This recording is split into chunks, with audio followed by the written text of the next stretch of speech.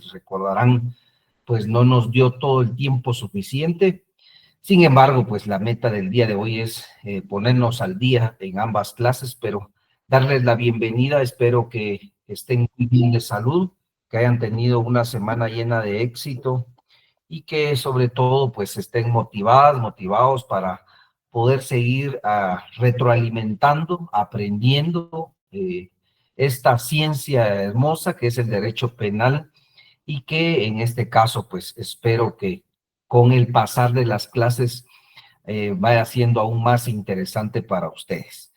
Hoy pues vamos a finalizar con nuestra clase que quedó pendiente de la semana pasada en el tema de los principios. Recordarán ustedes que en su momento yo les manifesté que esa clase era muy importante, porque si entendemos perfectamente en qué consisten los principios que inspiran el derecho penal, nos va a permitir no solo saberlo interpretar adecuadamente, sino también poder aplicarlo en casos en concreto, puesto que los mismos constituyen un freno, un mecanismo de contrapeso del poder estatal, en este caso el Estado, ¿verdad? Ministerio Público es el que representa al Estado en materia de la acción penal, es el que investiga los hechos delictivos, y Ministerio Público tiene todo el poder del aparato del Estado. Les ponía un ejemplo yo la semana pasada. ¿Qué sucedía si poníamos a Ministerio Público frente a un ciudadano que en este caso no tiene mayor poder frente al Estado? Pensemos en una persona que no va a poder defenderse en cuanto a que sus posibilidades económicas no se lo permitan. ¿Y qué va a suceder entonces si tenemos frente a él a un Estado que sí tiene todos los recursos? Pues para eso también nos sirven los principios que inspiran el derecho penal, porque es ahí donde el juez y los sujetos procesales, en este caso Ministerio Público, el sindicado y su abogado defensor, pueden ser acopio a esos principios. En primer lugar, recordarán que hablábamos del principio de legalidad, que lo explicaba en la clase anterior. Vamos a hacer un breve resumen. El principio de legalidad implica que únicamente pueden ser juzgadas aquellas acciones que estén previamente establecidas en la norma cuando una persona ha cometido un hecho ilícito. ¿Qué quiere decir esto? Que si a mí el Estado me va a acusar de que cometí una acción que tiene la calidad de delito o de tipo penal, en este caso previamente tiene que estar establecido en una norma. Si lo que a mí me acusan, me sindican, no está contenido en una norma, por ende no se me puede iniciar un proceso penal, o en todo caso no se me puede aplicar una sanción. Asimismo, el principio de mínima intervención, se recordarán ustedes que también lo expliqué en la clase anterior. El principio de mínima intervención implica que el poder del Estado en materia de derecho penal únicamente se va a aplicar cuando se vulneren aquellos valores fundamentales de un ser humano, y que en todo caso no pueda solucionarse esa vulneración de ese valor mediante otra rama del derecho que no sea el derecho penal. Esto implica entonces que si otra rama del derecho puede darle solución al ciudadano de, en este caso, la vulneración que tiene, pues lo tiene que hacer el derecho civil, el derecho laboral, el derecho administrativo, etcétera. Pero el derecho penal únicamente lo vamos a utilizar cuando realmente sea necesario, y en este caso es cuando se violenten valores fundamentales del ser humano. Bueno, alguien diría, es que todos los valores son fundamentales. Sí, pero son las circunstancias la que hace que podamos nosotros aplicar el derecho penal. ¿Cuáles son esas circunstancias? Son las características de cada caso en concreto. Es el contexto del hecho que tengamos que nos va a permitir decidir, bueno, esto lo puede solucionar el derecho civil, o definitivamente esto es parte del derecho penal. Y les ponía un ejemplo la semana pasada, el que está acá en la presentación qué sucede cuando una persona le confía cierta cantidad de dinero, o sea, le dice a otra persona, bueno, préstame 1,000 quetzales, por ejemplo, para no hablar de una cantidad muy grande, pero independientemente de la cantidad que se le preste, existe un acuerdo de voluntades ahí, ¿verdad? En su momento, pues la persona que prestó el dinero, pues dijo, estoy de acuerdo en prestarle los 1,000 quetzales. Y la persona deudora dijo, estoy de acuerdo en que yo le voy a pagar a esta persona en tal fecha los 1,000 quetzales. Bueno, ¿qué sucede ahí? El derecho penal no podría venir y decir, bueno, vamos a iniciarle un proceso penal en contra de esta persona que no cumplió porque estafó a la otra, por ejemplo, tratar de dar una figura de estafa porque no le pagó cuando la naturaleza, cuando las características o el contexto del hecho es una deuda. Pero ¿qué sucede en la práctica? Que se le quiere dar la apariencia de un delito para que el derecho penal venga y solucione ese inconveniente. Pero si nos vamos al ejemplo que les puse y tuviéramos ese caso en la vida real y analizar si me están diciendo que lo estafó, porque fíjense que, y empiezan a ponerle características de delito, pero cuando nos damos cuenta es una deuda. Existieron voluntades que se comprometieron recíprocamente, una a prestar, otra a pagar, y por ende el derecho penal no puede entrar a solucionar el tema de deudas, cuando ese es su contexto realmente. Entonces, ¿qué sucede con las deudas? Es el derecho civil el que se tiene que encargar. ¿Por medio de quién? De los juzgados civiles. Ahora bien, ¿qué sucede si una persona le arrebata violentamente la misma cantidad de dinero a otra? O sea, una persona sabe que la otra en su bolso lleva 1,000 quetzales, le pone un arma blanca tipo cuchillo en la espalda y le dice, dame los 1,000 quetzales que llevas en el bolso, si no te mato. Y se los quita y sale corriendo. Si nos damos cuenta, es la misma cantidad de dinero, pero es el contexto diferente. Son las características diferentes, porque en este segundo caso estamos hablando ya de un robo, ¿verdad? De un robo. ¿Y qué es lo que protege el Estado? Protege el patrimonio, por supuesto, pero también esa actitud violenta con la que se despojó a la persona, entonces hace que definitivamente el derecho penal entre a funcionar, pero como una forma mínima de intervenir o de solo intervenir cuando es necesario.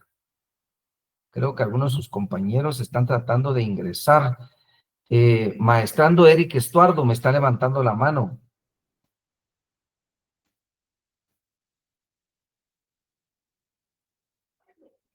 ¿No? Bueno,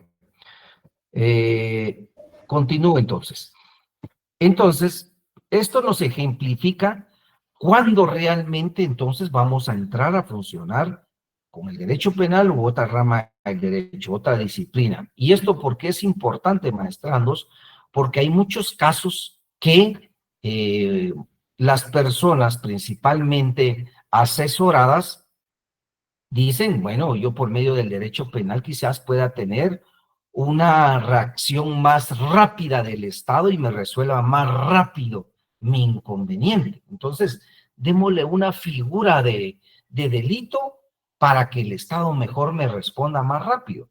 Pero lo que estamos haciendo aquí prácticamente es tratar de sorprender a manera de que el derecho penal me resuelva me dilucida mi situación jurídica o el problema que estoy teniendo, cuando realmente el derecho penal establece, según el principio de mínima intervención, que únicamente va a intervenir cuando esos valores realmente sean vulnerados. Fíjense que en esta semana tuve un caso que me llamó la atención, que tiene que ver con el principio de mínima intervención. El caso era el siguiente. Resulta que un señor hace aproximadamente ya 20 años hizo un contrato de servidumbre con una empresa de telefonía. No voy a decir el nombre de la empresa, ¿verdad? Pero era una empresa de telefonía. ¿Por qué? porque la empresa de telefonía compró un terreno que está como que está situado como que al fondo de un terreno muy grande. Entonces no tenía acceso a ese terreno. Entonces, ¿qué dijo? Voy a hacer un contrato con esta persona para que él me dé paso y yo pueda llegar a ese terreno y darle mantenimiento a esa antena que permite pues la señal satelital, la señal de teléfonos celulares.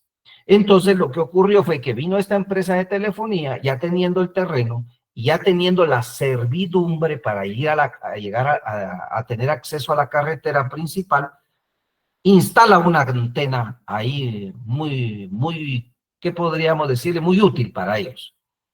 Lo cierto es que resulta que 20 años después, ya el señor tiene actualmente, hoy, 82 años.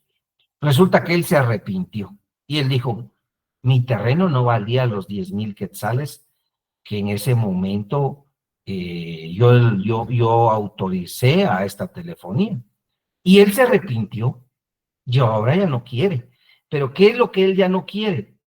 No que la empresa telefónica tenga, en este caso, no pueda tener derecho sobre esa antena, sino lo que él dice, ustedes solo me dieron para poder pasar por mi terreno, pero mi terreno ahora no vale eso, dice él. Ya es una persona de una edad muy avanzada y su salud está bastante deteriorada. Y entonces la intención de él, ¿qué es? Decir, no, yo estoy arrepentido, mi terreno no vale eso y ustedes no pueden pasar por mi terreno. Él no dice, ustedes no lleguen a darle mantenimiento a la antena. Eso no está diciendo él. Él dice, no pasen por mi terreno, pasen por otro, pero por el mío no pasen. Si vemos ahí entonces en ese hecho, entonces los representantes legales de esta vienen y tratan de aparentar un delito y dicen, denunciamos al señor tal y tal y tal porque él en diferentes ocasiones ha tratado de agredir violentamente a los representantes de esta empresa que buscan darle mantenimiento a la antena de nuestra propiedad. Y con esto él está ejerciendo violencia para no poder permitir que se le dé mantenimiento a la antena que es propiedad de la empresa telefónica tal y tal. O sea, ellos están diciendo que la actitud del Señor es que no le den mantenimiento. O sea, que ese es el móvil, esa es la intención del Señor, que no le den mantenimiento. Ellos no están diciendo, él ya se arrepintió, él no nos da permiso que pasemos por su casa. No, ellos dicen, él violentamente, con un arma blanca tipo machete, ha amenazado que les va a quitar la vida a las personas que pasen por su terreno, que pasen a darle mantenimiento a la antena. Y con eso, entonces es un delito, ¿verdad? Vean, entonces viene el Ministerio Público y en este caso llega con la empresa de telefonía y llega el señor acompañado de su abogado. En este caso, Ministerio Público, todo el poder del Estado, imagínense. Imaginémonos el poder económico que tiene una empresa de telefonía. Ellos dos frente a un señor que vamos, está mal que se haya arrepentido. Yo eso no lo vamos a aplaudir porque hay un contrato. Pero él tiene pues unos recursos muy limitados, máximo con su edad. Hasta incluso el abogado dice, yo vengo cobrando algo muy significativo, pero no puedo permitir una injusticia que hagan con el señor, tal y tal, y me narran que el problema es del contrato que sucedió entre la empresa de telefonía y el señor. Y que el problema aquí es que el señor se arrepintió. Él no tiene problema con que le den mantenimiento, pero él lo que no quiere es que pasen por su terreno. Eso es lo que él no quiere. Él no le interesa si le dan mantenimiento, si no le dan mantenimiento. Eso ya es la empresa de telefonía. Pero él lo que no quiere es que pasen por su terreno, porque su terreno es tan pequeño comparado con el terreno que tiene la telefonía. Y en todo caso, hay un camino del otro lado, decía el señor, y que puede pasar por ahí las personas que van a darle mantenimiento. Entonces, empezamos a ver la investigación que hizo el Ministerio Público y principalmente me llamó la atención y yo les dije, bueno, entonces vamos a ir al lugar del sitio, ¿verdad? Quiero saber cómo está la situación. Y para no hacerla difícil, le cuento, fuimos. Cuando fui al lugar me percaté que definitivamente el señor sí tenía su terreno, que sí la empresa telefónica o de telefonía podría accesar por otros medios, pero en sí el problema era ese. El problema era de un contrato de voluntades entre el señor y la empresa de telefonía y que el señor no estaba cumpliendo. Entonces, ¿qué devenía de ese contrato? Que la empresa de telefonía tenía que demandar al señor en la vía civil para que sean los juzgados civiles quienes obliguen, mediante las normas legales, al señor al cumplimiento de lo que él un día se comprometió.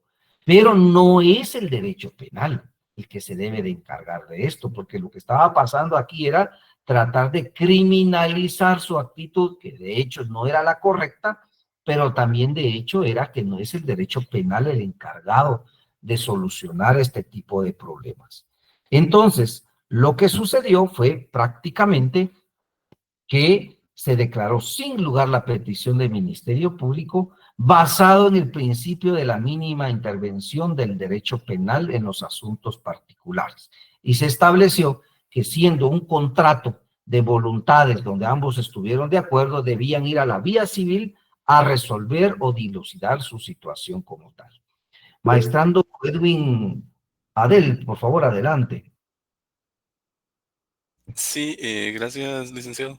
Yo lo que tengo dudas si, digamos, ellos actuaron ahí como de mala fe, de esa forma, digamos, con derecho penal. De igual forma, no pudo haber alegado, digamos, el hecho de que estaban allanando ellos el terreno, también que lo estaban usurpando o ese tipo de cosas, y se habían ido por el lado penal. Sí, prácticamente ellos estaban queriendo sorprender y tratar de darle las características al caso o un contexto diferente a la realidad que estaba pasando. Y para Pero eso, yo digo, digamos, el dueño del terreno no pudo haber hecho eso, actuado de esa forma también, como ellos actuaron también utilizando el derecho penal así, de esa forma, como que el estaban dueño, usurpando su propiedad, como que la estaban allanando y todo eso al pasar por ahí sin el permiso de él, o no era, o era más fácil irse por el otro lado.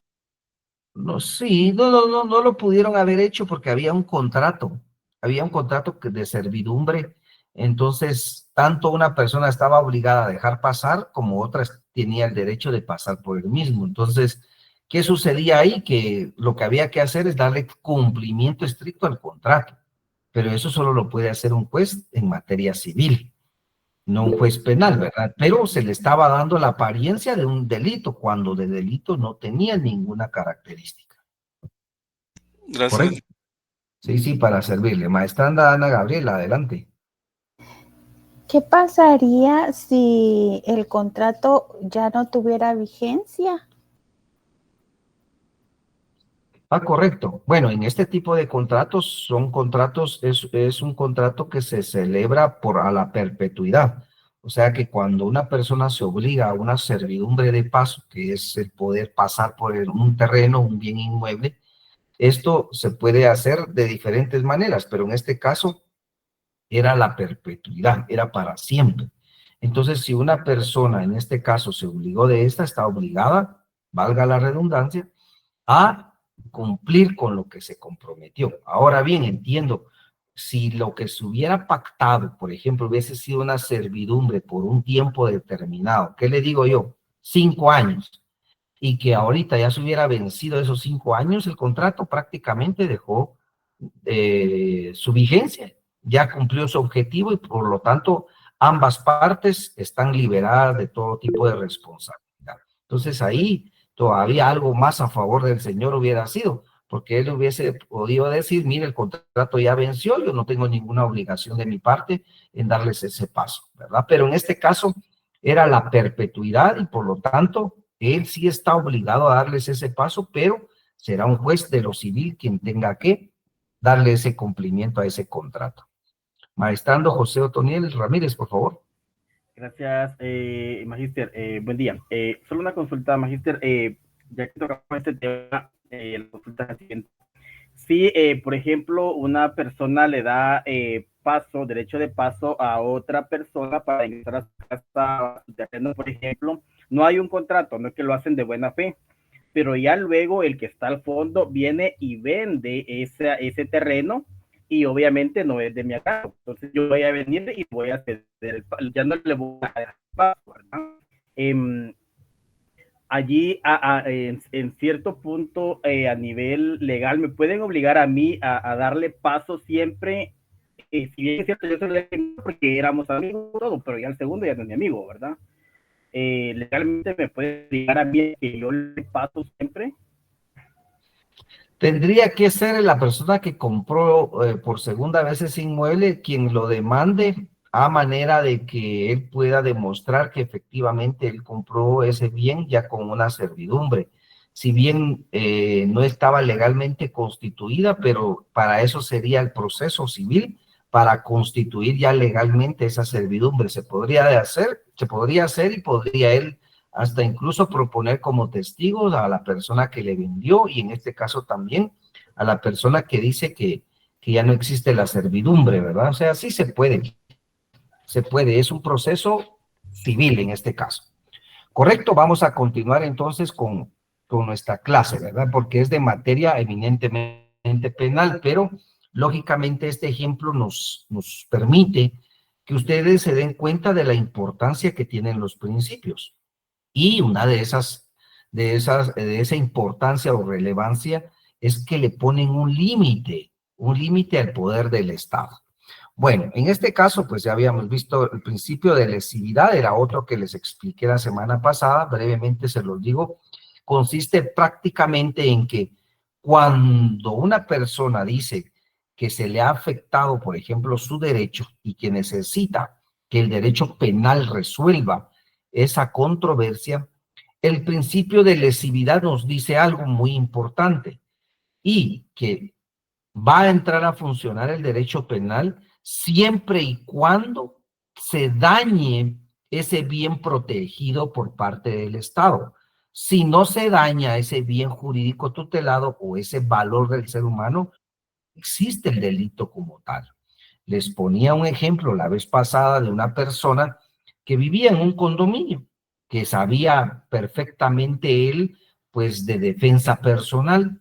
Resulta que como su vecino, vienen ellos y tuvieron un problema, un cruce de palabras, y uno de estos dos vecinos toma un bat e intenta agredir a la persona que sabe defenderse, pues él recibió clases de defensa personal.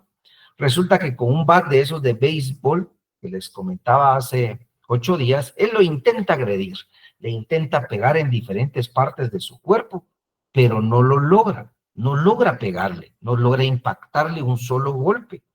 La persona que sabía pelear, que estaba entrenada para eso, pues él decide mejor evitarlo, pero después esta persona que sabía de defensa personal pone una denuncia y dice, vengo a denunciar a tal y tal persona que el día tal y tal me intentó agredir con un bat, no logrando impactarme en mi humanidad porque yo tengo cursos de defensa personal. Si yo no hubiese tenido esos cursos, decía él, ¿qué hubiera pasado? Él me hubiera dañado seriamente. Entonces, en este caso querían llevar el proceso por el delito de lesiones, porque decían, si yo no me hubiera podido defender, él me hubiera impactado muy seriamente. Bueno, entonces, Ministerio Público en este caso decía que era un delito de lesiones hasta incluso en grado de tentativa, me dijeron, ¿verdad? Y era una situación que no es así. ¿Por qué? Porque el delito de lesiones requiere que se dañe la integridad física de una persona. O sea, solo cuando tengo el daño en mi integridad física puedo decir que hay una lesión, ¿verdad? Que hay una lesión. Si yo no tengo un daño en la integridad física, no puedo decir que exista una lesión. Ya vamos a ir viendo por qué se le denomina las lesiones delito de resultado, pero en este caso se le resolvió que por el principio de lesividad, el derecho penal, en este caso por el delito de lesiones, no puede entrar a resolver esa controversia.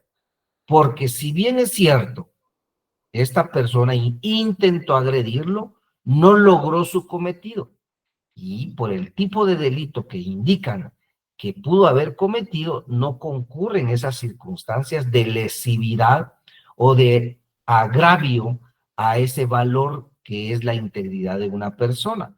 Podrá ser constitutivo de otro delito, por supuesto, puede ser de otro delito, pero no de lesiones. Entonces el proceso se envió a un juzgado de paz para que establezca si eso es una falta o no es una falta. Pero de lesiones no tuvo nada porque el principio de lesividad exige que se dañe ese bien jurídico para que pueda materializarse el delito, para que pueda existir el delito. Entonces en eso consiste el principio de lesividad. Ahora bien, lo que nos faltó fue el principio no bis in idem. El principio no bis in idem prácticamente implica que nadie puede ser perseguido penalmente más de una vez por el mismo hecho. Entonces, ¿qué sucede? Sucede que si a una persona se le está indicando de que hurtó, por ejemplo, un teléfono celular, viene esta persona, se lleva su proceso penal, lo resuelven, le dictan una sentencia, si ustedes quieren, de carácter condenatorio, y él paga su conmuta, o sea, es conmutable el hecho por la cantidad de años que le dan, y él resuelve su situación. Bueno, resulta que pasan los meses y dice una persona afectada de ese hurto, yo no estoy de acuerdo con la sentencia que le dieron a esta persona, y presenta su denuncia nuevamente y dice, no, yo quiero que ahora sí se investigue porque ya tengo un video donde se muestra cómo entra a mi casa y cómo saca el teléfono. Ahora hay más pruebas y quiero que se inicie el proceso nuevamente. Esto no es posible, no puede ocurrir dentro del derecho penal por el principio no bis in idem, que lo que implica claramente es que una persona solo puede ser perseguida una sola vez por un mismo hecho, ¿verdad? Puede ser perseguida por otro hecho distinto, por supuesto, pero por el mismo hecho solo una vez. ¿O qué ocurre? Por ejemplo, lo que le pasó a un político muy conocido que en Estados Unidos fue condenado, ¿verdad? Fue condenado en Estados Unidos, y en este caso, cuando vino a Guatemala, Guatemala le quiso iniciar un proceso penal. Entonces su defensa indicó, momento, mi defendido ya fue condenado, ya fue juzgado en Estados Unidos, él ya prácticamente se le dictó una sentencia por ese mismo hecho, entonces Guatemala no puede volver a investigar por ese mismo hecho. Y se cerró el proceso, pero es por este principio no bis in idem. ¿Correcto? En este caso también, permítanme, creo que alguien está levantando la mano. Sí, maestrando Ricardo Andrés, por favor. Sí, consulto. Si en el caso de que sucede, póngale el tema del femicidio, a la persona lo están persiguiendo por el tema de violencia psicológica, y sin embargo tuvo también acusaciones de físico, psicológico, económico y sexual, y solo quedó en lo psicológico. Él sale absuelto y puede tener otro tipo de problemas con otra mujer o no. Esa es mi pregunta, o sea, si lo están acusando del mismo hecho con otra mujer.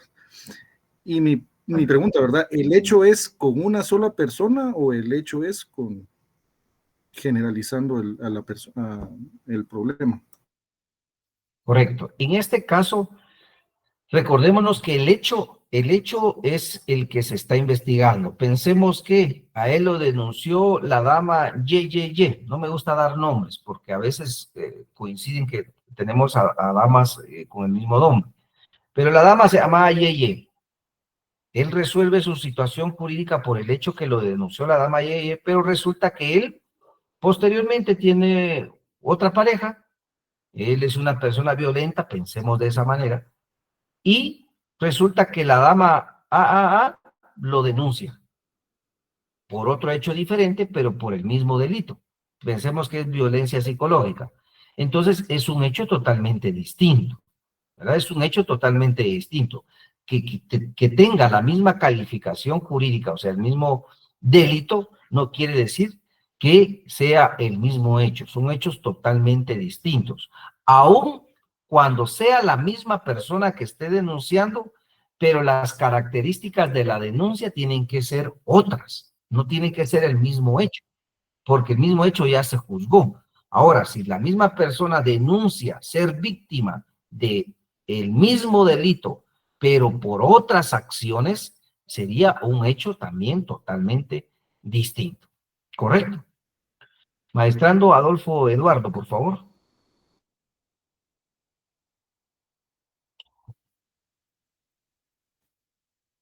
Maestrando Danilo Obando, adelante. Muchísimas gracias. Maestro, fíjese que yo tengo una duda con el principio de non bis in idem. Correcto.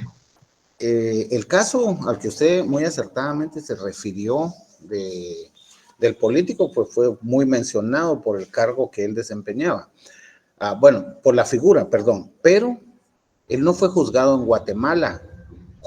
Quiere decir de que sea, mi duda es, ¿existe algún convenio internacional, digamos, para que este principio tenga cierta jurisdicción, o es aplicable a cualquier parte del mundo, media vez sea el mismo planteamiento de demanda? Correcto. En este caso, nuestra norma penal habla de la sentencia extranjera. ¿Qué implica eso? Que la sentencia que sea en el extranjero, independientemente en qué país ocurra, va a causar sus mismos efectos jurídicos como que hubiese sido esa sentencia en Guatemala. ¿Qué quiere decir eso entonces? Que si a una persona lo sentencian, sea condenatorio o absolutorio su fallo, pero ya se dictó una sentencia, esa sentencia tendrá en Guatemala el mismo efecto jurídico, ¿verdad? Tendrá sus mismos efectos. Entonces, de aquí nacería el principio no bis in idem, que si tiene sus mismos efectos, esto implica que ya fue juzgado o juzgada esta persona. Y por lo tanto, prácticamente no puede volver a ser juzgada por ese mismo hecho del cual ya fue condenado o absuelto en determinado país. ¿Correcto? También de aquí nace otra situación de que con el principio de la sentencia extranjera, el principio no bis in idem, también se relaciona con otro político también muy conocido que en su momento dijo, bueno, Guatemala no me puede juzgar más de una vez porque yo ya fui condenado en Estados Unidos, pero para el tema de la honorabilidad, entonces dijo, yo sí me puedo inscribir porque la sentencia fue en Estados Unidos, entonces sí me puedo inscribir nuevamente como una persona que está optando a un cargo público. Entonces se le resolvió que no puede inscribirse porque su honorabilidad ya fue afectada por una sentencia extranjera, que esa sentencia tiene efectos jurídicos que si bien no puede volver a ser perseguido por el mismo hecho, también lo es que su honorabilidad prácticamente fue quebrantada y por ende, por esos efectos, no puede ser inscrito. O sea, vean, también así como me puede ayudar, también me puede afectar en cuanto a esa situación, pero es parte de los efectos jurídicos que tiene para Guatemala una sentencia en el extranjero. Correctamente, en el artículo 6 nos escribe ahí un maestrando del Código Penal. Maestrando Carlos Humberto, por favor. Buen día, magister. Yo tengo dudas, ¿va? Bueno, queda bien entendible la sentencia extranjera, ¿verdad? Porque bien entiendo en la ley de que, que si una persona guatemalteca cometió un delito en el extranjero y todo y no ha sido juzgada en X país, puede ser juzgado acá en Guatemala por esos delitos cometidos en el extranjero. Igual forma, pues, mi duda es si un empleado público comete una falta que pueda ser penalizada, ha sido sancionado por, por la organización o el lugar donde él se encuentre laborando, él puede ser juzgado penalmente también, porque ahí hablaríamos que está siendo juzgado 2 veces, ¿va? Ya fue sancionado en su lugar de trabajo, un empleado público, pero puede ser juzgado también penalmente o es muy diferente. Sí, correcto. Usted lo que me dice es cuando se les juzga administrativamente por alguna falta, pero recordémonos que el derecho administrativo, que es el derecho que juzga las faltas disciplinarias, pensemos en alguna institución en específico, por ejemplo, la Policía Nacional Civil. Lo administrativo es solo institucional, es hacia lo interno, es por haber faltado a un deber administrativo. Ahora, lo penal ya se conoce en una vía totalmente diferente porque sus características son eminentemente de delito. Entonces, si el tema no es de delito, pues puede ser únicamente administrativo. Pero si es de delito, lo administrativo no equivale a una causa, a un no bis in idem, sino equivale a que el Estado tiene todo el derecho y la facultad de sancionar ese delito como tal. Entonces son cosas totalmente distintas por su naturaleza. Bueno, en este orden de ideas, entonces, pues tenemos este principio, está el principio de analogía y el principio de proporcionalidad. El principio de prohibición de analogía lo pueden ustedes, en este caso, ver en su artículo 7 de su Código Penal. ¿Y qué quiere decir el principio de analogía? Que es parte, en primer lugar, del principio de legalidad. Pero en este caso, los jueces y fiscales no pueden crear tipos penales ni aplicar sanciones que no estén previstas en el tipo, en el delito, en la ley. En este caso, pues hay conductas determinadas que no están bien claras descritas en la norma.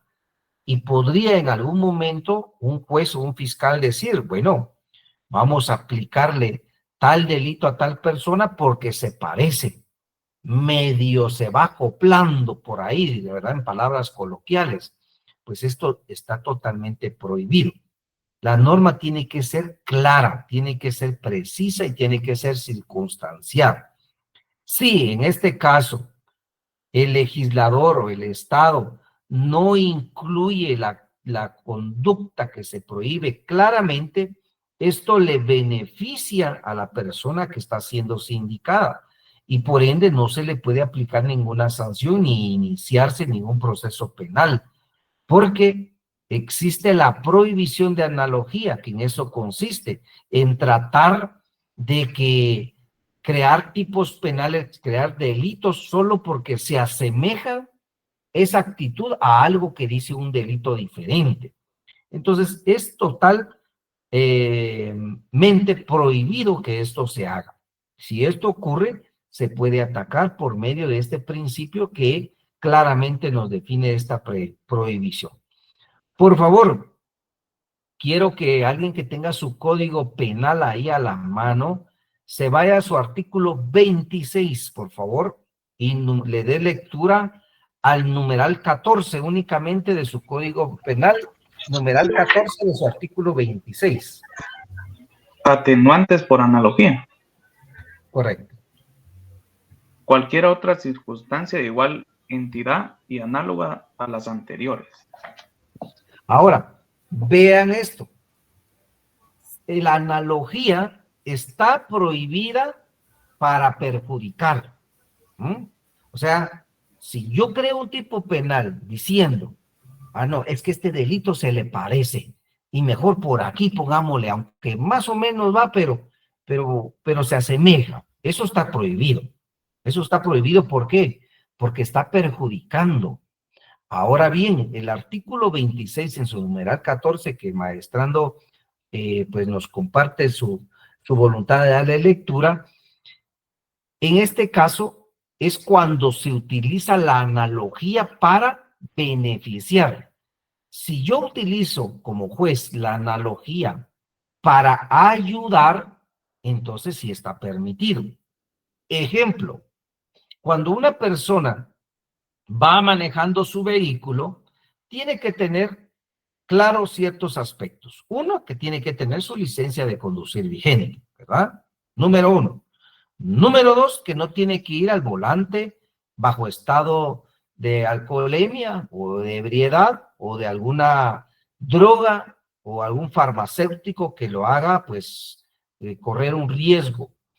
Número tres es que si causa daños o lesiones a una persona, tiene que darle apoyo, tiene que ayudarlo.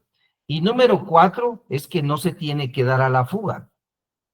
Si hace estas cuatro cosas, una persona tiene derecho, dice la ley, a un arresto domiciliario. ¿Qué quiere decir eso? De que él puede quedar en libertad a pesar que causó un daño, pero porque llevaba su licencia, no iba ebrio bajo un tipo de droga o farmacéutico, dio ayuda a la persona lesionada o herida, no se dio a la fuga. Eso lo dice su artículo 264 de su Código Procesal Penal. Anótelo y lo va a leer cuando tenga un receso. Bueno, ¿qué quiero sacar de este ejemplo? Sucedió un caso de que iba una persona al volante y resulta que pasa arrollando a una dama y le causa serias lesiones en sus extremidades inferiores, en sus piernas.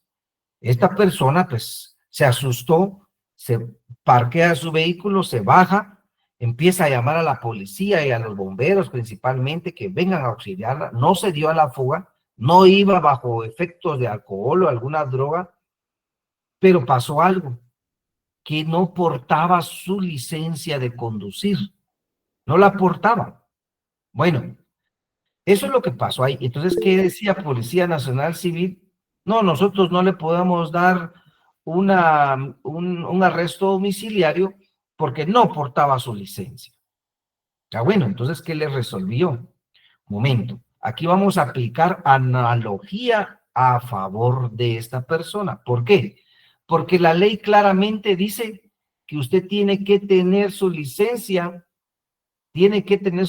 vigente. No dice tiene que portarla. Ahí leen el artículo 264. No dice portarla, dice usted tiene que tener su licencia vigente. Muy, muy diferente es portar. Y los demás supuestos que le dije. Pero esta persona sí la tenía vigente. Lo único que pasó fue que no sacó su billetera por la prisa que tenía o el descuido que tuvo, pero su licencia estaba vigente. Y dice, señor juez, ya mi familiar me trajo mi billetera y aquí está mi licencia, está vigente. Entonces, la prohibición prácticamente es tenerla. Perdón, la imposición es tenerla y tenerla vigente. Entonces ahí se hizo una analogía para ayudar en cuanto a que él sí la tenía, pero no la aportaba. Y por ende se le dio el beneficio, ¿verdad? Pero es porque es para beneficiar. Si eso perjudica, está totalmente prohibido por este principio. ¿De acuerdo? Y por último, el principio de proporcionalidad. En este caso, dicen los autores, no solo es preciso que pueda culparse al autor de aquello que motiva la pena, sino también que la gravedad de éste resulte nada a lo del hecho cometido, criterio que sirve de graduación de las penalidades. La doctrina suele emplear el principio de proporcionalidad en este sentido de límites de las medidas de seguridad y como contrapartida al principio de culpabilidad que limita las penas.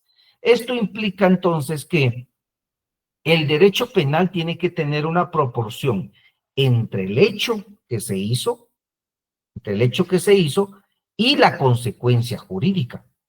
Pero pensemos que el hecho es inferior a la pena que se está imponiendo, hay una desproporcionalidad.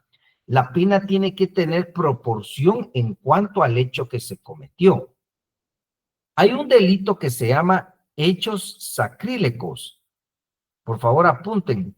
Hechos sacrílegos. Este delito tiene, en este caso, una pena en Guatemala totalmente desproporcionada. ¿Por qué razón? Porque dentro de la multa que se le impone a esta persona que hurte, o en qué consiste este delito, mejor primero, consiste en aquellas personas que hurtan en las iglesias normalmente, ¿verdad? Esos monumentos o esas imágenes que tienen un valor de, más que todo, de antigüedad. Y lo que sucede es de que como estas imágenes no tienen un valor en su momento, sino un arqueólogo tiene que llegar y darles un valor económico, pues resulta siendo que en un caso en concreto, una persona que se dedicaba a la mendicidad y era alcohólico, en este caso ingresó a una iglesia católica, porque fue una iglesia católica, y hurtó una imagen. Resulta que va él, la va a dejar a una tienda y la dejó ahí por algún tipo de bebidas alcohólicas, así mínimo, y se retiró. Las cámaras lo captan y resulta que él es detenido. Cuando él es juzgado se le impone la pena y ahora viene el tema de la multa. La multa dice que será igual a la multa será igual al valor que se le asigne al bien hurtado. Y resulta que un arqueólogo le dio a esa imagen un valor de millones de quetzales.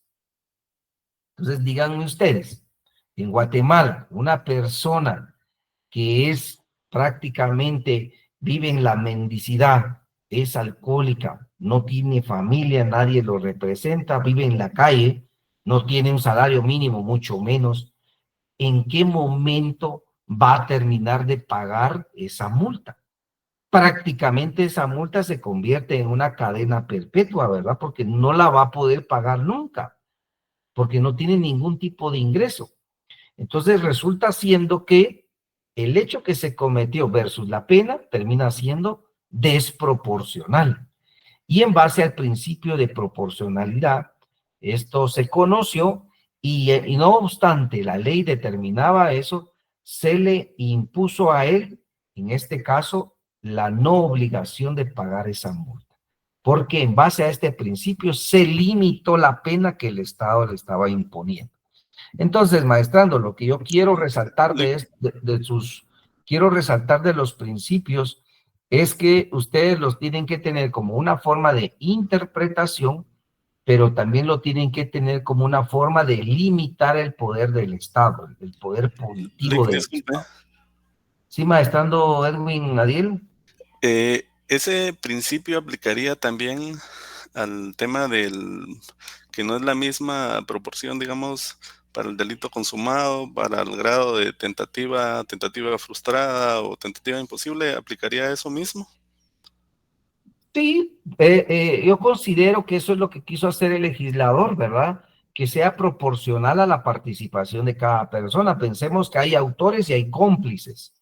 En el delito de extorsión, por ejemplo, en el delito de extorsión, hay una persona que está extorsionando, que está llamando, que está exigiendo el dinero.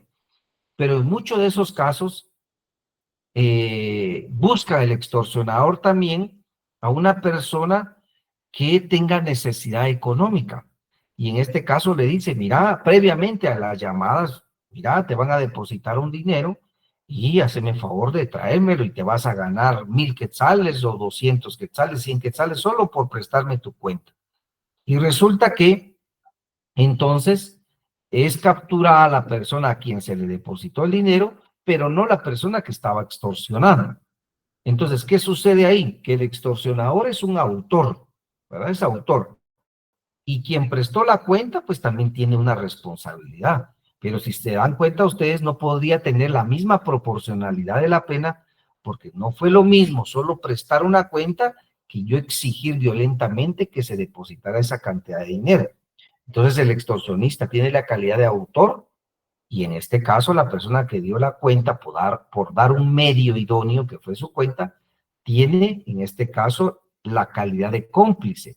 Y la ley dice que se le rebajará en una tercera parte la pena al cómplice, al autor no. Pero esto es en base, como usted bien lo dice, maestrando, a la proporcionalidad de las penas en base a mi participación en el hecho. ¿De acuerdo? Maestrando Carlos Humberto. Gracias. Sí. Dice que yo tengo una duda. Hace unos años, no sé si ustedes se recuerdan, fue muy sonado un caso donde un automovilista pues pasó arrollando a unas estudiantes, si no estoy mal, en la calzada San Juan. Y pues ahí sus argumentos y todo, que está mal psicológicamente y todo, pero al final de cuentas como que se estableció que no, que él lo hizo, no sé si le dictaron homicidio en estado de emoción violenta o homicidio intencional, no muy recuerdo, ¿verdad? ¿Qué pasaría si a él le aplica estos principios? Sí, mire, los principios tienen que ser aplicados a todas las personas, independiente la acción, la raza, color o sexo. Los principios es para todos. Lo que habría que establecer es si en el hecho que se está juzgando aplican o no aplican esos principios, ¿verdad? Porque los principios los vamos a aplicar siempre y cuando se esté violentando un derecho fundamental de una persona. Pero si los derechos de una persona no ameritan aplicar esos principios, pues prácticamente no se observa. No es que no se observen, sino que no van a limitar el poder del Estado porque no es necesario. En el caso que usted nos menciona, sí, recuerdo muy bien ese caso, fue fue público, de carácter público. Desconozco realmente cuáles fueron las características y los medios de prueba que el Ministerio Público incorporó a ese proceso, pero lo cierto es de que si dentro de esos hechos le pueden aplicar los principios del derecho penal porque se está violentando un derecho de él, pues definitivamente se tiene que hacer. Si no, pues también se establece que no es necesario. Bueno, en este orden de ideas, maestrando, la clase de hoy ya implicaba vamos a salir ya del tema de los principios, porque tengo que avanzar. Vean, el derecho penal, créanme que uno cuando se da cuenta el tiempo no le alcanza, y si uno de ustedes o muchos de ustedes les va a gustar, les va a apasionar el derecho penal, se van a dar cuenta que el tiempo a usted es lo que más necesita, es lo que menos tiene porque es bien apasionante, la verdad, es bien apasionante entenderlo, pero en este caso tenemos que avanzar. Hoy, en el tema de la enciclopedia de las ciencias penales, que son las clases del derecho penal y las ciencias que ayudan al derecho penal, pues básicamente es un tanto más teórico. Esta clase es más teórica. Yo trato de ir ejemplificando lo teórico con lo práctico, pero en muchos casos, pues no nos lo permite la clase. La clase de esta es bastante teórica porque lo que busca es prácticamente conocer cuáles son las ciencias que coadyuvan con el derecho penal. Y ese es nuestro objetivo de clase, que el estudiante de la Universidad Rural de Guatemala conozca el conjunto de ciencias que coadyuvan en el derecho penal. En este caso, entonces, ¿cuál es el concepto de enciclopedia de las ciencias penales? Se le llama enciclopedia porque identifica ¿a quién? A un conjunto de ciencias que se consagran al estudio del delito, del delincuente, de las formas y de las medidas de seguridad desde distintos puntos de vista en forma disciplinaria. Entonces, esto implica, maestrandos y maestrandas, que el derecho penal se auxilia de diferentes ciencias, ¿verdad? No es uno solo. Pues esto que necesita de este apoyo, tomando en consideración que el derecho penal resuelve diferentes tipos de violaciones a los valores jurídicos fundamentales de las personas, que son los bienes jurídicos tutelados. Maestrando Osman Estuardo, por favor, adelante. Gracias, licenciado. Buenos días. Le comento, yo soy primera vez que entro ahorita a la clase, pero sí, la verdad, todo el ámbito que he tenido el punto desde que empezó a dar la clase, me gusta el derecho penal. ¿Usted tendría alguna referencia técnica para poder yo avanzar en ese punto? Porque sí, la verdad, le digo, me gustó. Le comento, soy contador público auditor y he sido nombrado siempre como experto externo en lo contencioso administrativo y tributario. Y gracias a Dios ¿cómo se llama? He ganado, pero necesito más documentarme. Ahorita con toda la clase que nos dio, me emocionó más. Por eso estoy pidiendo la base técnica para que yo continúe adquiriendo más conocimientos. Gracias. Correcto, maestrando, excelente, interesante, y así debe de ser, ¿verdad? Uno debe de, también por sus propios medios, tratar de que uno pueda también sobresalir más. Vean, yo lo dije la clase anterior, yo voy a explicar todos los temas en clase que ustedes se van a examinar. Entonces, ¿qué les estoy diciendo? Entre a sus clases, ponga atención, haga sus apuntes, porque de aquí salen sus exámenes. Yo no presento en mis exámenes nada de lo que yo no haya explicado en clase. Ahora bien, tenemos trabajos, tenemos tareas, pero eso es otra cosa. En el caso de la semana anterior, alguna compañera me hacía la pregunta también que qué podría ella tener como algún tipo de bibliografía, y yo me comprometí que en esta semana yo se los iba a proporcionar. También han preguntado sobre las presentaciones. No se preocupen de las presentaciones, que yo se los voy a enviar al chat correspondiente. Lo único que no me gusta ir enviando una por una, porque a veces pierdo la cuenta, sino envío por 2 o por 3. Pero en este caso yo veo la motivación que tienen y solo finalizo con otro curso posterior que tengo a este. Voy a enviarles a ustedes las 2 presentaciones de la semana pasada y esta, para que ustedes tengan las presentaciones, las analicen, las lean, y también voy a enviar las, en este caso, bibliografías que yo considero no que deban de comprar. La verdad que no hay una obligación de que ustedes me estén comprando bibliografías, pero si su recurso económico se los permite, pues la invitación es que usted los adquiera, porque al final de cuentas es suyo, van a ser suyas esas bibliografías, y pueda usted pues tomar en consideración que es un apoyo que va a tener usted para toda su carrera. Entonces podría usted ir adquiriendo conforme su situación económica se lo permita. Y lo interesante también es que a veces tenemos mucho material, en este caso electrónico. Yo voy a enviarles también ya un material que he estado preparando esta semana, algunos códigos que tengo muy especiales. Entonces todo esto se los voy a hacer llegar hoy. ¿Por dónde? Por medio de el WhatsApp de la maestría que sus compañeros han habilitado. Así que quienes no estén en ese WhatsApp todavía, pues luego que se comuniquen con sus compañeros para que sean agregados o agregadas y en este caso tengan el material. También es necesario que sepan que utilicen el link directo, por favor, para ingresar.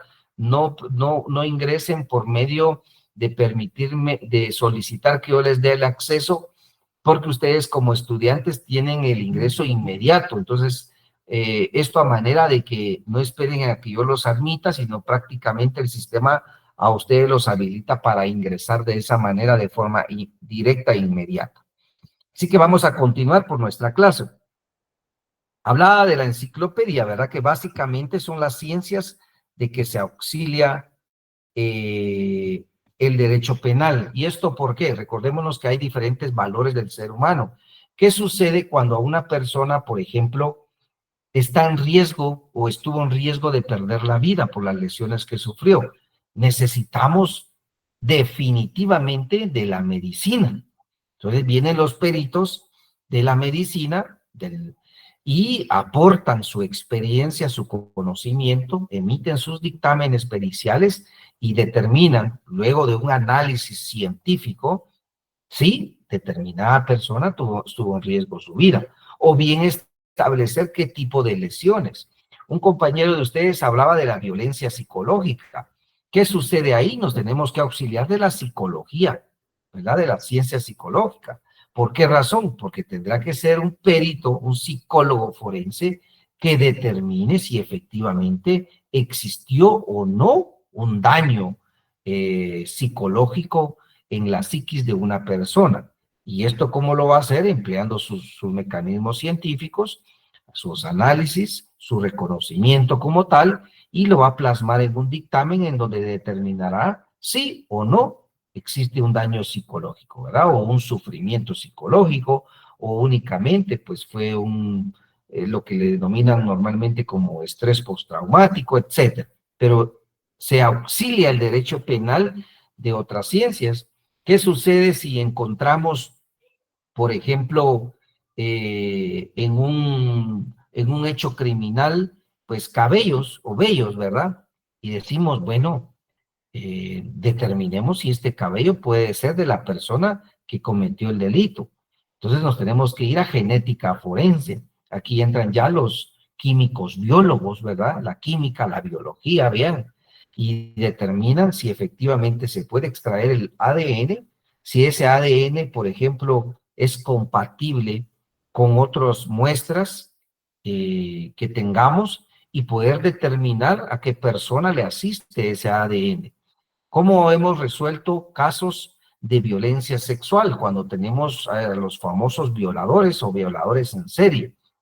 En este caso, pues, recordémonos que una persona que tiene acceso carnal vía vaginal o relaciones sexogenitales con otras, ya sea consentidas o no consentidas, pues existe en este caso diferentes tipos de muestras que pueden extraerse. Por ejemplo, a las damas que han sido afectadas se han extraído hisopados para determinar si en esos hisopados existe rasgo de semen o bien de espermatozoides. Pero esto, ¿para qué se utilizan? Se utilizan para extraer el ADN de esos espermatozoides o ese fluido seminal, y con eso entonces en genética forense del Instituto Nacional de Ciencias Forenses poder hacer cotejos con posibles victimarios. Pensemos que la dama víctima dice, es que quien me violó fue el señor tal y tal y tal, y lo identificó claramente, y se extrae esta muestra, entonces ahora se le va a extraer fluido, en este caso de sangre, a esta persona, se lleva otra vez a genética forense y ya se hace la comparación entre el ADN de esta persona y de el ADN ya sea del fluido seminal que se obtuvo o de los espermatozoides. Si esto da positivo, ¿qué les diría a ustedes eso? Que es una prueba científica y por ende él no puede negar que él tuvo acceso vía vaginal con esta persona. Y por ende, con otras pruebas, ya podemos ligarlo al proceso penal y condenarlo en todo caso. Entonces, veamos la importancia de las ciencias en el derecho penal. Es muy grande, es sumamente interesante todo esto, porque nos va permitiendo entender que el derecho penal como solo no podría.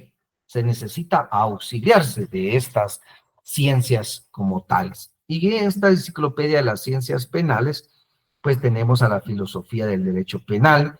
En este caso, ustedes van a tener un curso que se llama Filosofía del Derecho en su maestría. Ese curso, pues su servidor lo da. Para muchos, pues es muy interesante la filosofía, para otros no tanto, ¿verdad? Pero va a depender de los gustos. Lo importante es que conozcamos en qué consiste. Y básicamente se analiza el derecho desde su origen, cómo debemos realmente entenderlo. La historia del derecho penal, ¿qué nos permite? Nos permite entender cómo ha venido siendo, cómo ha evolucionado, qué características positivas tiene y negativas, y de esa manera no repetir los mismos errores que en su momento se realizaron. La legislación penal comparada, ¿para qué nos sirve?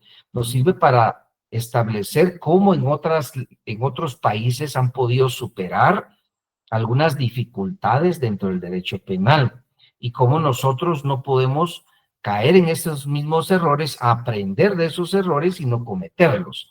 La antropología criminal, que la psicología del sujeto es la que estudia la influencia de ese ambiente y las circunstancias personales de los criminales. Vean, en la antropología criminal hay un estudio que llamó la atención. Se pusieron 2 vehículos, fíjense, en el área pública. Eso sucedió en Colombia. Hicieron ese análisis. Ponen 2 vehículos en diferentes calles, pero con iguales circunstancias. Desoladas, muy pocas personas. Y resulta que uno de esos vehículos le bajaron un vidrio adrede, a propósito. Lo dejaron ahí con un vidrio abajo, mientras que el otro vehículo no le bajaron ningún vidrio. ¿Qué sucedió? Que en pocas horas, ese vehículo fue prácticamente desmantelado de muchas de sus partes. Y en las mismas horas, el otro vehículo que habían dejado, no le sucedió nada. Entonces se estudió desde el punto de vista de la antropología criminal cómo el ambiente juega un papel preponderante en los hechos criminales. Y se estudiaba de cómo el solo ambiente y una característica puede influir en la psicología del sujeto criminal. Otro aspecto también que se ha estudiado mucho son los colores, estimados maestrandos y maestrandas. Por ejemplo, si usted tiene un lugar de noche que es muy poco transitado, que hay muy poca luz, y en este caso tiene características el lugar de que nunca se ha pintado, nunca lo han repellado, mucho menos ya un color bonito, es más propicio que ahí se realicen actividades criminales. Mientras que si a ese mismo lugar se le pinta, se le ponen sus adornitos ahí de flores dibujadas, que un sol, que una luna, arte, ¿verdad? Resulta que es muy poco probable que a pesar que sea oscuro, el lugar sea para propiciar hechos criminales, porque el ambiente juega un papel preponderante. Entonces yo siempre le he dicho a mis estudiantes, usted cuando vea que en ese lugar está concentrándose un grupito, están pasando personas ahí, pídale colaboración a sus vecinos, pinten el lugar con colores bonitos, páguenle a alguien que haga ahí un par de figuritas, de ositos, de sol, lo que a usted le guste, pero póngalo con colores bonitos y se va a dar cuenta, y ahí se recuerda de su servidor, que solo eso va a influir para que ahí se reduzca la delincuencia. Es algo tan sencillo, pero muy importante en la mente del sujeto criminal. Bueno, esto es lo que estudia la antropología criminal, lo mismo la psicología criminal como tal, solo que la psicología ya va más allá del solo hecho de la influencia del ambiente, sino otros aspectos ya que tienen que ver con algún tipo de trastorno. La sociología criminal estudia el delito como una conducta desviada, dice, sus causas, sus formas, su desarrollo, sus efectos. La penología, pues, se encarga de cómo se establecen, se sistematizan, aplican y ejecutan las penas. El derecho penitenciario es el derecho que se encarga de ejecutar las penas, de cómo restaurar al delincuente. El derecho penal es el que estamos analizando. La política criminal, pues, consiste básicamente en un conjunto de respuestas que un Estado estima necesario para el combate frente a un flagelo criminal. Y la criminalística, pues, que estudia e investiga el delito. Vean cuántas ciencias conforman. De ahí podemos hablar de la evolución histórica del derecho penal, que básicamente empieza con el derecho romano, que se basaba en el principio de la venganza privada. Recordarán ustedes en su momento, lo tuvieron que haber escuchado, analizado, leído en algún curso de historia, en donde anteriormente, pues, los familiares tenían el derecho de que si un delincuente les hacía determinada situación, pues los familiares se lo podían ocasionar a su propia familia o al propio delincuente, ¿verdad? Era como lo que conocemos nosotros en ese momento como la ley del talión, ¿verdad? Ojo por ojo y diente por diente. Derecho penal medieval, que en este caso estuvo influenciado por la iglesia. En este tiempo era la iglesia la que se encargaba de investigar, de sancionar, de criminalizar. El derecho penal moderno, que ya en los siglos XVII y XIX se establecieron ya ciertos principios que vienen a limitar el poder del Estado, porque el Estado tiene un enorme poder. Y ya apareció el principio de legalidad, que ustedes ya conocen, el de culpabilidad, el de proporcionalidad, se recordarán que lo estuvimos analizando, y entonces ya empiezan a darse avances significativos en cuanto a cómo limitar ese poder del Estado. El derecho penal contemporáneo, que se encuentra en constante evolución, por supuesto, el derecho penal es cambiante, maestrandos y maestrandas, nuestros catedráticos de derecho penal en su momento, pues yo tuve muy buenos, unos que aún viven, otros que no, pero el derecho penal no es el mismo hace 10, 15, 20 años que hoy. El derecho penal va evolucionando y por lo tanto es ahí donde a nosotros nos hace el llamado de estarnos actualizando constantemente, porque el derecho es cambiante. La crisis del derecho penal guatemalteco, que tiene que ver con esa evolución histórica. Actualmente vemos un serio problema que se está dando en Guatemala con su derecho penal. ¿Por qué? Porque se está utilizando en una cantidad de casos para criminalizar personas o para vengarse de personas. El derecho penal no es un derecho que se tenga que utilizar para vengarse, para venganzas. El derecho penal es para sancionar y resocializar a la persona. Ese es su objetivo. No es para que yo lo utilice como un medio, como una forma disfrazada y que yo me vengue de determinadas personas.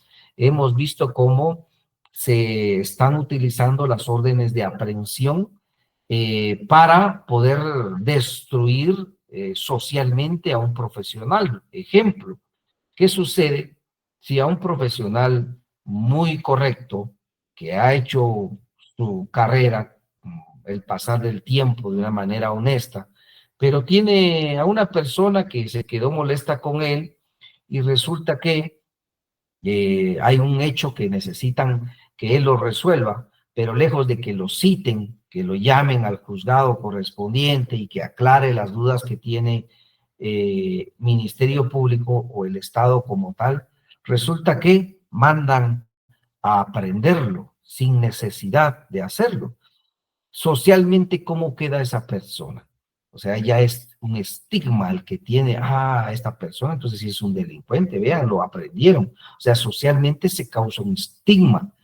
Pero esto no digo que sea malo del todo, porque existen hechos que sí definitivamente ameritan ordenar la aprehensión de una persona. Pensemos un secuestrador. ¿Cómo le va a decir usted a un secuestrador? Mire, preséntese al juzgado tal y tal, el día tal y tal. Lo que le está haciendo es una advertencia que huya.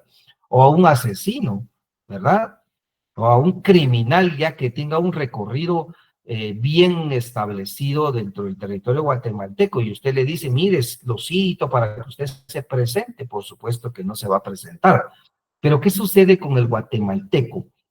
Que se le está señalando de cometer un delito menos grave o un delito que amerita de que sea citado previamente, pero yo indique, no, es que él tiene que pagar por X y Y o Z y yo ordeno su aprehensión porque este no las debe. O sea, se está utilizando, se está institucionalizando o instrumentalizando las instituciones del Estado para venganzas, para cuestiones personales, y eso es una situación que sí hemos visto con mucha preocupación. Les soy honesto, existen asociaciones de abogados, de jueces, que lo hemos visto, lo hemos hablado.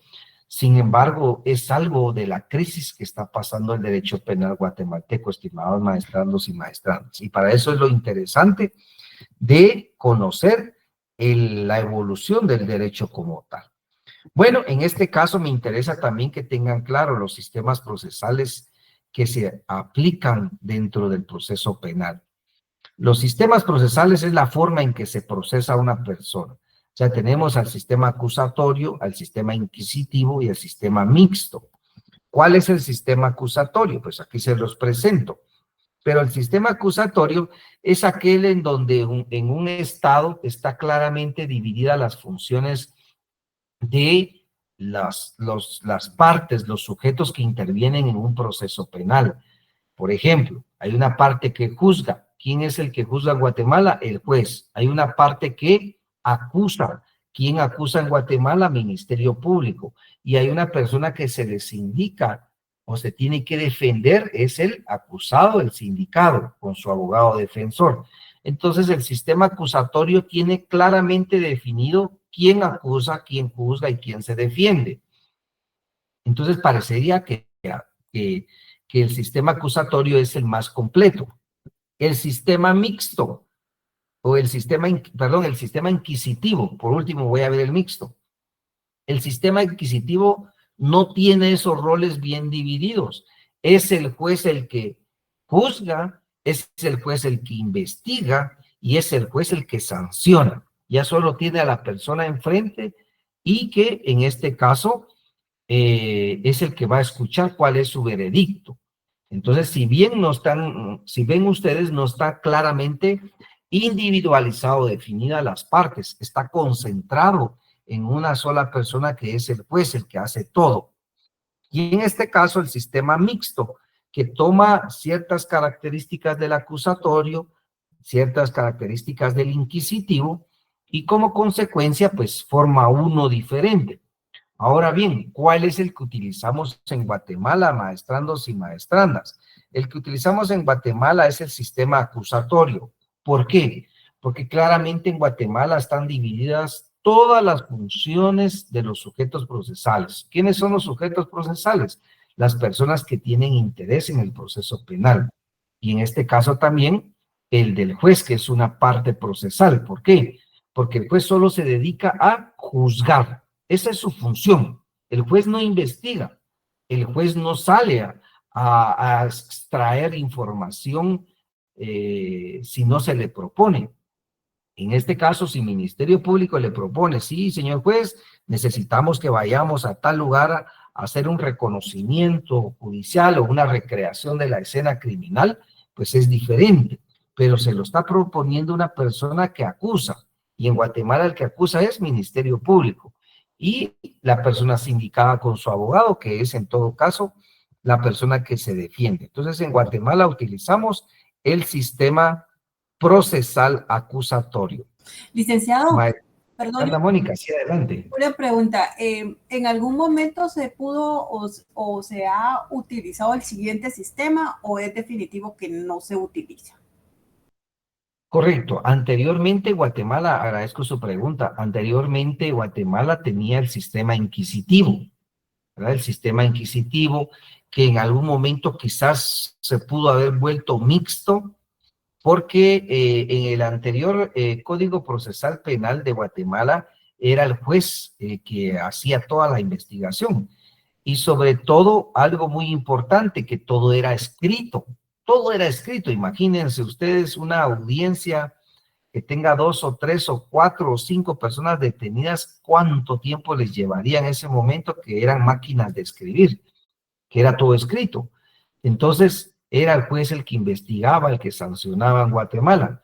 Pero actualmente esto cambió, ¿verdad? Cambió con las reformas al Código Procesal Penal, que se volvió acusatorio porque no solo tiene claramente establecidas el rol que juega cada una de las partes, sino también que ya la oralidad es parte de los procesos penales. O sea, todo es oral como tal. Entonces, en un momento se adoptó el sistema mixto, pero actualmente es el sistema acusatorio. Maestrando Carlos, por favor. Carlos Humberto. Sí, Magister. Usted tocaba un tema ahí bastante importante, lo que es un delito por violación. Han habido varios casos, ¿va? Pero mi duda es, como a final de cuentas es MP el que lleva todo este proceso, ¿verdad?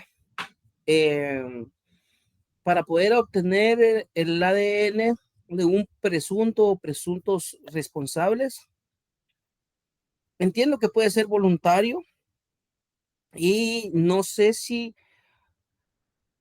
por fuerza con orden judicial o vulgarmente así a lo machín se le puede obtener esa prueba de presunto responsable. Correcto. Efectivamente. En el primer caso, la regla es el que a una persona se le indique, señor tal y tal, usted está de acuerdo en que se le haga voluntariamente la extracción de sangre. La persona va a decir sí. Si dice sí, no hay ningún problema. Ahí se le extrae y no hay ningún inconveniente. El inconveniente podría ser, y lo que sucedió en noticias, por ahí estuve escuchando, desconozco realmente el caso, pero sí tuve ahí un poco de información que una persona se negó en estos días y se tiró al suelo o algo parecido. Pero ¿qué sucede? Si una persona se niega, dice no, yo no lo doy, entonces ahora viene la fuerza coercitiva del Estado. Entonces el juez impone a la fuerza pública o por medio de la fuerza pública la extracción de sangre. Esto implica entonces que es la fuerza pública la que se aplica. En este caso, tengo una experiencia de una persona que no lo quería hacer voluntariamente, se ordenó traer a Policía Nacional Civil, lo sujetaron y en este caso ya plenamente sujetado se extrajo la muestra biológica. Eso sí, ese mecanismo de extracción tiene que ser sin que esto sea una tortura, ¿verdad? Sin que sea una tortura para la persona. Pero también está establecido que es por la necesidad de que la ciencia sea utilizada dentro del derecho penal, porque con la extracción de sangre no lo estamos obligando a declarar. Lo que estamos haciendo es traer una muestra mediante una ciencia, que es la ciencia genética, y que esta ciencia nos indique el resultado que queremos esperar. Y que en este caso se puede extraer de forma voluntaria o por medio de la fuerza pública. ¿Correcto? Bueno, y para finalizar, maestrandos, tenemos las especialidades del derecho, que aquí se divide en tres claramente, es el derecho administrativo, disciplinario, el fiscal o tributario, ¿verdad? Y escuché que hay auditores dentro de esta sala o aula virtual, pues qué excelente, porque dentro del ámbito del derecho penal, fiscal o tributario, pues hay muchas figuras penales que necesitan de un conocimiento tributario. En este caso es otra ciencia, ¿verdad? Tenemos que auxiliarnos del conocimiento de personas doctas o especialistas en este tipo de derecho tributario, como lo son los auditores o son los economistas o en todo caso los administradores correspondientes. Pero en sí, los auditores son los que en determinado momento, por ejemplo, son los que se encargan, como lo hace la Superintendencia de Administración Tributaria SAT, de requerir al Ministerio Público el enjuiciamiento de ciertas personas que han cometido delitos fiscales. Y en este caso, pues, relación del derecho penal con otras ciencias disciplinarias jurídicas. Pues básicamente, maestrandos y maestrandas, ustedes tienen que saber, el derecho penal su principal regulación es del derecho constitucional. ¿Por qué? Porque toda norma del derecho tiene que ser extraída de la Constitución.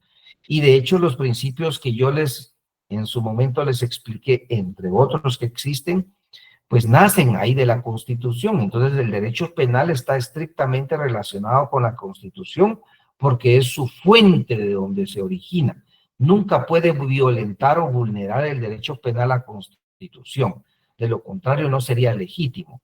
Lo mismo es, en este caso, el derecho civil. Recordémonos que toda persona que es responsable penalmente, también lo es civilmente por los daños que causa. Entonces el derecho civil apoya el derecho penal en la resolución también de esos intereses. El derecho internacional, hablábamos, se recordarán ustedes de la sentencia extranjera. ¿Qué sucede cuando una persona es sentenciada en el extranjero y el país de allá indica, mire, que la pena la cumpla allá en su país, o dice, esta persona es expulsada de nuestro país porque cometió un delito en nuestros límites? Entonces, el derecho internacional también es fundamental para el derecho penal, no digamos con la extradición o el derecho de extradición. Ahí el derecho internacional juega un papel sumamente importante. Y la legislación comparada, que se recordarán ustedes que yo lo mencioné hace algunas 3, 4, 5 diapositivas anteriores. ¿Por qué? Porque mediante el comparar cómo está la legislación de otros países en las mismas materias frente a nosotros, nos puede hacer aprender, nos puede hacer no cometer los mismos errores, o en todo caso, ahorrarnos ese desgaste y establecer si es aplicable o no aplicable para Guatemala, y decirles que mucha legislación que Guatemala tiene ha sido traída del país de Colombia. Guatemala ha aplicado mucha legislación de Colombia. En este caso, la pérdida de los objetos lícitamente del delincuente, pues es una forma que originó en Colombia motivado del narcotráfico y que provocó la famosa ley de extinción de dominio. Esa ley de extinción de dominio nace como producto de que se preguntó el Estado, principalmente colombiano, en época de los grandes capos del narcotráfico, que en este caso, ¿qué se iba a hacer con todo el dinero que ellos ilícitamente habían tenido? O sea, ¿qué vamos a hacer? Hoy podríamos decir fácilmente, no, ese dinero pasa a favor del Estado y que sirva para las instituciones. Pero en ese entonces, ¿qué decían? ¿Qué hacemos si es ilícito, si ese dinero está podrido? Decían otros, ese dinero tiene sangre, ese dinero, etcétera. Y mucho de ese dinero fue quemado por el mismo Estado. Pero después dijeron, no, si esos bienes podemos utilizarlos ahora para apoyar en las necesidades que tiene el Estado para cumplir con las necesidades de sus habitantes. Entonces, en eso está realmente lo interesante de las ciencias comparadas. Así que maestrandos, maestrandas, vean, hemos finalizado ya con nuestra segunda clase. Voy a enviarles en el transcurso de la tarde ya sus 2 primeras presentaciones junto a las bibliografías que considero pertinentes que ustedes puedan tener. Voy a enviarles también algún material ahí de apoyo. Espero que sea de utilidad.